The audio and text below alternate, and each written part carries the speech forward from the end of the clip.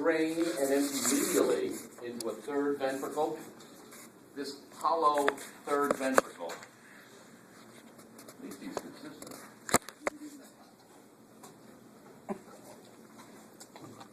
This hollow third ventricle is found within a structure called the diencephalon, the roof of which is called the epithalamus, the walls of which are called the thalamus, the floor of which is called the subthalamus, the basement below the floor, the cellar, that's known as the hypothalamus. Remember that? Mm-hmm.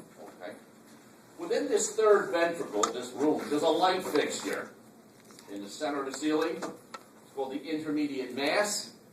Embedded within the intermediate mass in the roof of this third ventricle, it's not up there, is something known as the pineal body, the pineal gland. The pineal gland synapses with your optic nerve.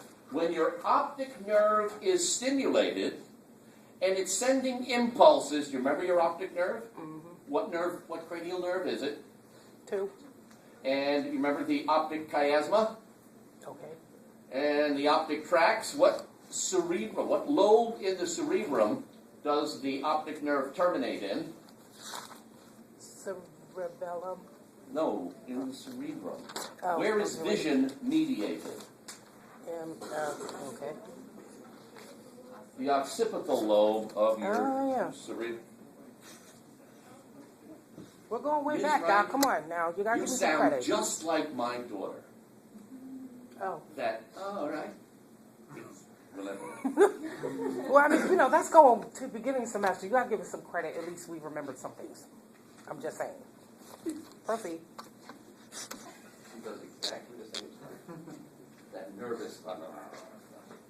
Okay, pineal occipital lobe. Before it gets to the occipital lobe, at the optic chiasma, it sends off little roots, yeah? Some of which, some branches of the optic nerve, synapse with that pineal body, and that's important. Because the pineal gland synthesizes a protein-based hormone called melatonin. And melatonin production is inhibited without light. Melatonin production is stimulated when the optic nerve sends messages into the pineal body. So when you're awake and alert in the morning and the sun is shining, or you're in a room with incandescent artificial light, your optic nerve is being stimulated, yes? The optic nerve tells the pineal body, make melatonin. And you start to accumulate melatonin as your eyeballs get stimulated. As the melatonin levels build in the course of about a 12 to 15 hour cycle, melatonin reaches a critical level. And once you reach that critical level of melatonin concentration in the bloodstream, your eyelids get droopy. You start to feel a little dopey, dopier. I'm kidding. A little sleepy. Melatonin's what puts you to sleep. At the end of the day, exposure to ultraviolet or incandescent light increases the amount of melatonin in the bloodstream. And as you increase melatonin, when it reaches a critical level,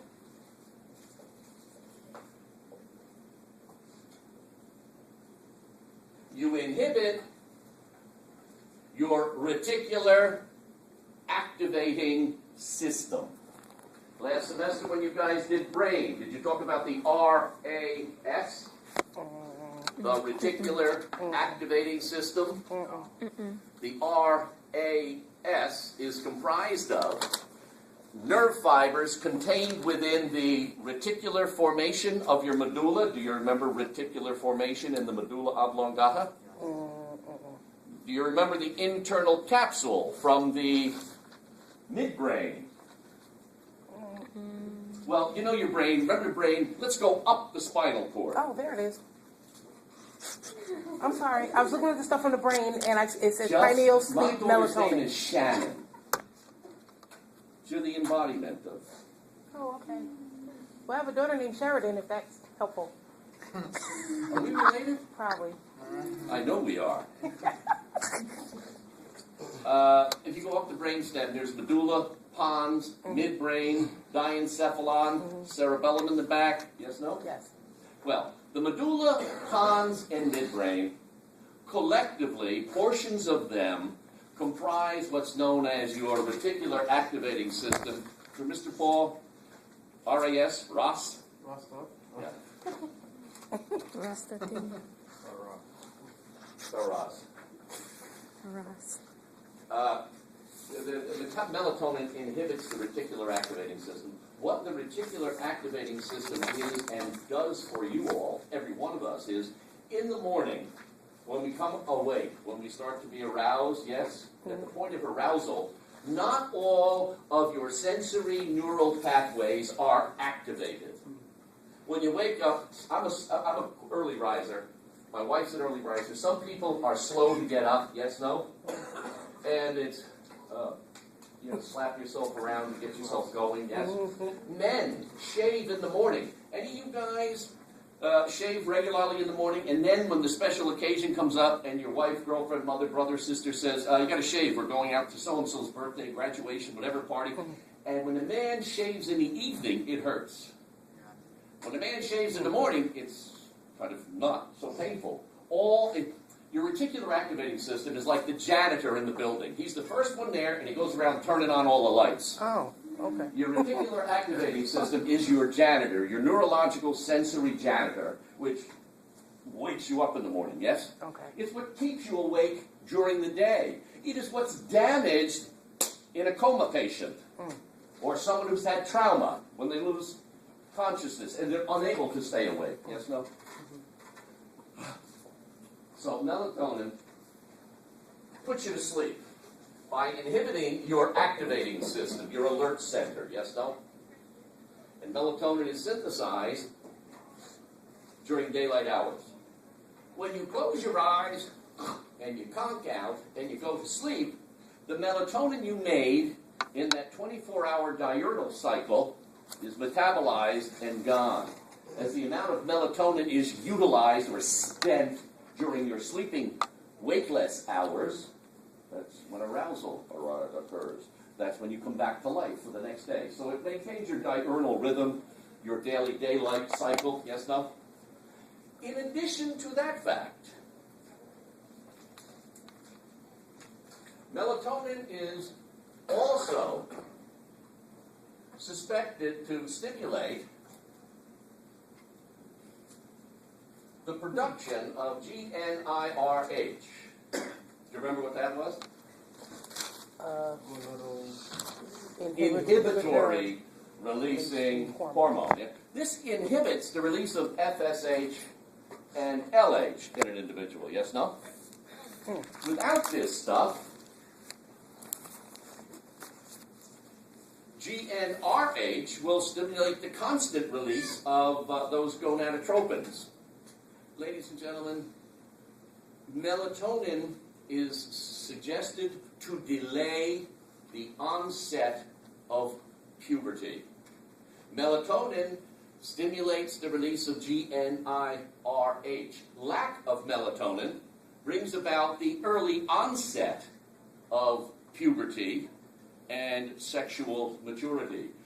Documented studies have demonstrated that young girls born sightless, blind girls born blind, they experience their menarche at 6 or 7 years of age. They start their cycle at 6 or 7 years of age. Sighted girls delay it till 11 or 12. There's similar effects in males, in young males, in terms of the development of a deeper voice and facial hair and musculature and so on. They tend to become hirsute, hairier, earlier than their sighted counterparts.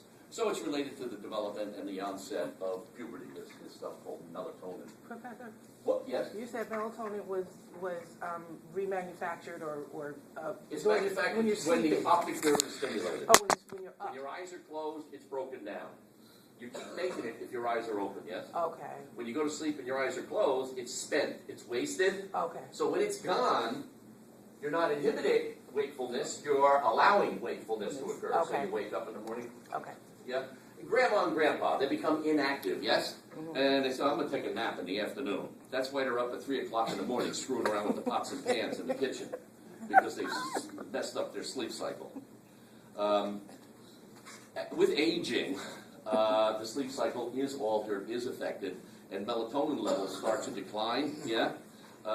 And so people can supplement and regulate they sell this stuff, it's a very simple protein.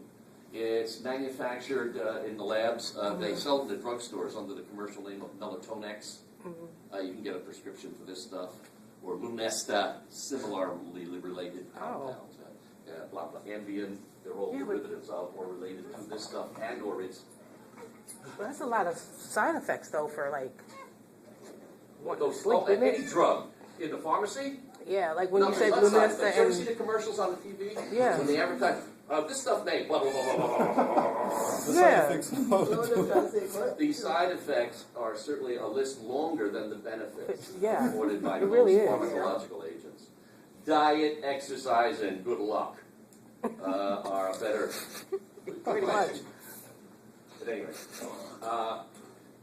you don't want to start unless necessary. I mean, the person with diabetes, that's pretty necessary. The insulin and the like, yeah.